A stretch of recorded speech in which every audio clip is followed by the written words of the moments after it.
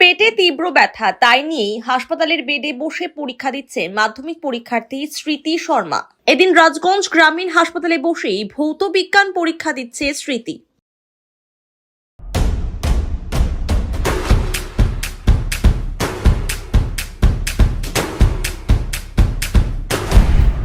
Stay tuned. Rajganj ব্লকের আমবাড়ি ফালাকাটা চিন্তামোহন উচ্চ বিদ্যালয়ের ছাত্রী স্মৃতি শর্মা। তার পরীক্ষার সেন্টার পড়েছে শাহুডাঙ্গি হাটপিকেরায় উচ্চ বিদ্যালয়। স্মৃতির মা রুমা শর্মা জানান, গতকাল পরীক্ষার আগে থেকেই পেটের ব্যথায় ভুগছিল স্মৃতি। এরপর বিকেলেই তাকে রাজগঞ্জ গ্রামীণ হাসপাতালে ভর্তি করা হয়।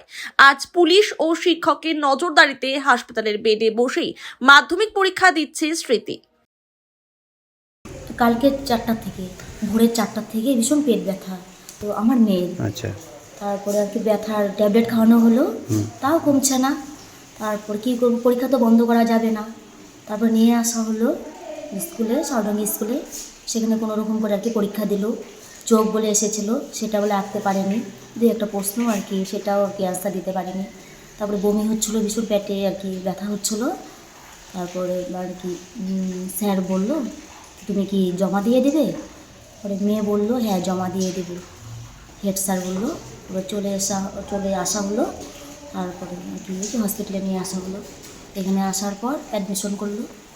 আজকের পরীক্ষা হলো, হসপিটালেই পরীক্ষাটা হবে, বেডে হবে। পরশু দিন থেকে ব্যথাটা কমছেই না। হ্যাঁ, পুলিশ প্রশাসনও আসছে, হেডমাস্টার আসছে। Ambari Chintamohan high school.